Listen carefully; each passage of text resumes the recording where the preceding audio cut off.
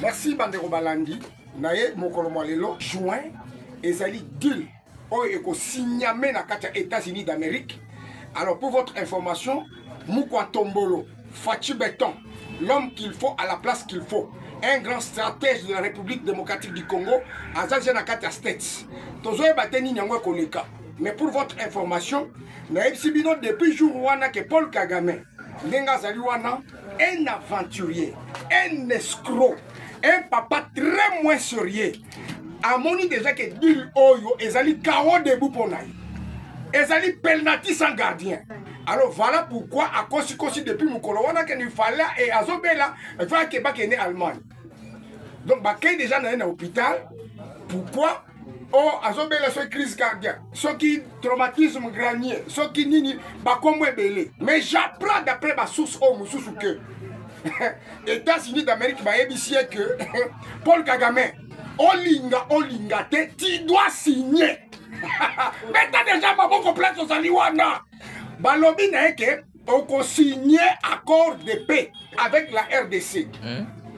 C'est-à-dire, au moment où les Aliwana Bandero Balandi, artiste Youssouf Kalonji, les gens ont lobé sur point moko à peu près 5 points. Pour y aller, surtout sur problème, il y a affaire ministre, il y a justice, Moutamba. Nous allons parler sur délégation, il y a Joseph Kabila. Oh, il y a Bengani Bangon États-Unis d'Amérique depuis lobby. Donc, on a un problème, il y a Ndaku Yabaati, Lukwe Bokuna na Katana. Makamni n'est pas na Boleka. Donc, on a un problème, il y a des sanctions à Joseph Kabila. Dans quelques pays d'État, ils ont quoi il y a. Na évité ce qui semaine prochaine est aussi là. Et en plus, sur le problème, il y a Fachi Beton à les États-Unis. Qu'est-ce qui se prépare pour tout le monde déjà? Thérèse Kaikwamba. Maman Oyo Moutema Espoir ya Congo eza kotiela. Baza déjà on a tozolanda ba américain ba ko poser ba question bazo welela. Ba welisa ko poser maman Thérèse Kaikwamba, une maman comme un homme, plus que même des hommes, plus que Bato Joseph Kabila, tous les soi-disant professeurs des universités, Bazaki Sima Joseph Kabila un bourrique, un étranger. Alors maman wana za tellement intelligente ko les bango nyonso. Alors avant na kota na muzindo, na kota na détail, banda ko s'abonner. Na lobby s'abonner na minute. Si on s'abonner, j'arrête. Bon, awa et ratakate. Ceux qui peuvent nous s'abonner pété. Oyo qui déjà artiste Youssouf Kalonji. Oyo kakawana déjà. Yo awa. Je crois que vous me comprenez. Le premier point.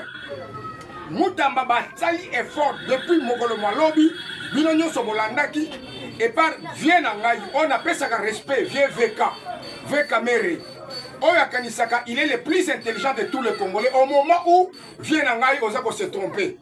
Ba intelligent bazali belé, lokola ba Youssouf Kalonji o bavandi awa. Vienangaï, tolande la politique non de pas à pas. Vienangaï oko échapper bisoté na politique non to yebi déjà imposition na yo. Vien Mukolata moko o condamné Joseph Kabila te. Depuis oza à côté de Félix Tshisekedi. Viens Mukolata mon côté au condamné Bato Joseph Kabila à mon côté comme exemple de mon façon de protéger Matata Pogno. Et d'ailleurs il y a des informations selon lesquelles les ont circulé que Matata Pogno Bato Luka Azande Nanda Kunayo. Alors viens, tozo ebate, eza compte à rendre na Moutamba. Tozo ebate, ezali nini. Moutamba basali est fort pour Bobby Misaye immunité. Et ça non problème. Mon problème c'est pas sur ma député. Bino ba député. Ndekonangai abonné ou bien non abonné, on l'a en passant. Ozana ndekonayo aza député, yebise que non, frère, tu es moins sérieux. Pourquoi dans le Bibongo?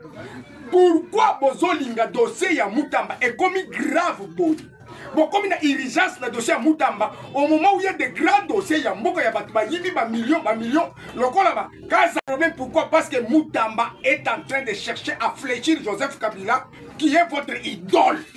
Point très, population binonyo en alobibo yeba que Moutamba est combattu. Ce n'est pas parce qu'il y a Yibi, ce n'est pas parce que ça n'a ma bête à moka oyo, mais c'est parce que eloko ya liboso Moutamba azali ko telemela miyibi nyoso ebele bazana union sacrée ebele bazana katia ba député ebele bazana katia ba institution ebele bazana katia gouvernement. Voilà pourquoi ba moni déjà que Moutamba nenga zali wana il faut basala tout ba quoi isaye arrêter ba poison ko rater ba makambo ba embuscade, ko raté ba makambo belé.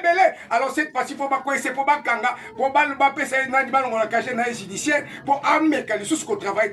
Ce qui ne passera jamais, peuple congolais, mobilisons-nous comme un seul homme, non pas pour se rebeller, mais pour parler et dénoncer ma belle député. Voilà pourquoi pour la ce dossier, oh, y en a lobby n'a pas de béton ou tombolo.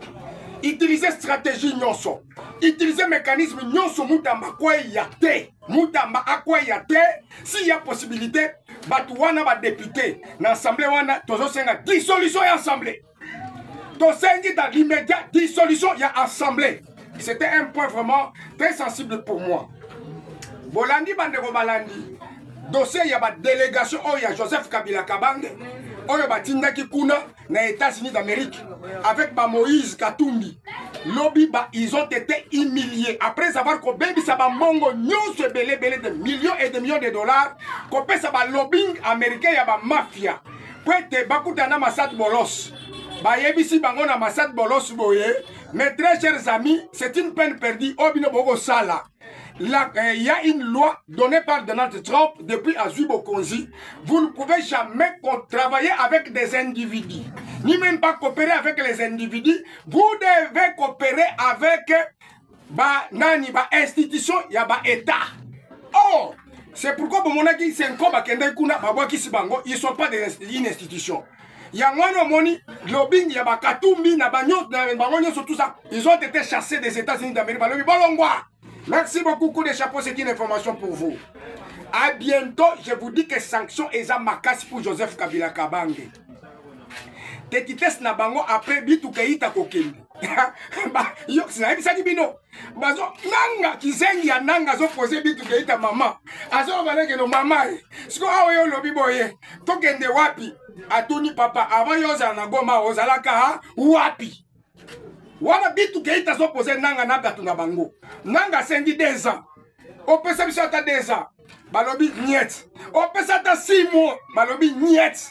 Balobi, c'est dans l'irrigence. Dirigeance, donc à l'immédiat, bolongwa.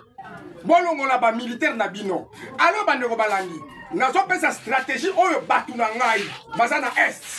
Ba élément nanga bazana Rwanda, onga na tinda. Ngai Youssoufou Kalonji, l'artiste, reconnu de tout le monde. Nalobi boye, ezana mouvement moko babengi yango lokola bato sécurité, mais baza bien armé. Il y a plus de 15 000 hommes. Bazana est formé par Joseph Kabila. Nde ba petit oyo parmi bango ba congolais na ba petit mususu oyo ba banda ko kanga bango ba jeune wana na objectif ya ke balongola d'ici le 17 balongola ba rwandais ba M23 ba changer komo ya M23 apana bana wana baza 15 000 hommes ba ko bima lokola security. Donc na informé na gouvernement que boye ba déjà que boye les États-Unis d'Amérique so bomoni ba wana ke ba bito o esalinde ba groupe ya sécurité le la société moko boye lokuta ezali M23 ba changer déjà combo ba ko changer combo nango na AFC na M23 ba ko changer combo na dénoncer pour gouvernement na ba service ya na Fachibeto oye ba makambo na signaler déjà kuna na États-Unis d'Amérique. Alors bandeko balandi pona citer nana dossier munene na katana na ndaku ya vie na biso baati lukwebo dossier moko oyeza farouche yango ba M23 bazwi ndaku ya vie azotonga ya sika na kote ya katana na banzi bana katana bolaninga bazoboma ba jeune mikolo nyonso awo bakangi bango butu bakangi bango babomela bango na ndaku wana eza bato akatana babengi ngai na chombo ati susufu biso bana katana tokufia ba aussi c'est biso ba jeune. Donc na ndaku wana na katana balobi ke ndako ya sika bazotonga ba M23 baza wana bazo bloquer bana batu bakoti bango bazo boma bango kuna na kati po basi se bango à petit feu. Alors abonnez-vous massivement sur l'artiste Youssoufou Kalonji. C'est la patrie ou la mort. Donc c'est là déjà pour la ville. Fatia c'est déjà kuna. Thérèse Kaikwamba déjà va vous poser ma question. Tozo zela. Paul Kagame kuna na Allemagne. Place Azali na hôpital. Na yoki ba lobby soki ba kokene na papier. Inde. Pour bakende a signé, a co-signé. Abonnez-vous. C'est l'artiste Youssoufou Kalonji. Bye bye. Bon dimanche à tout le monde. Calme.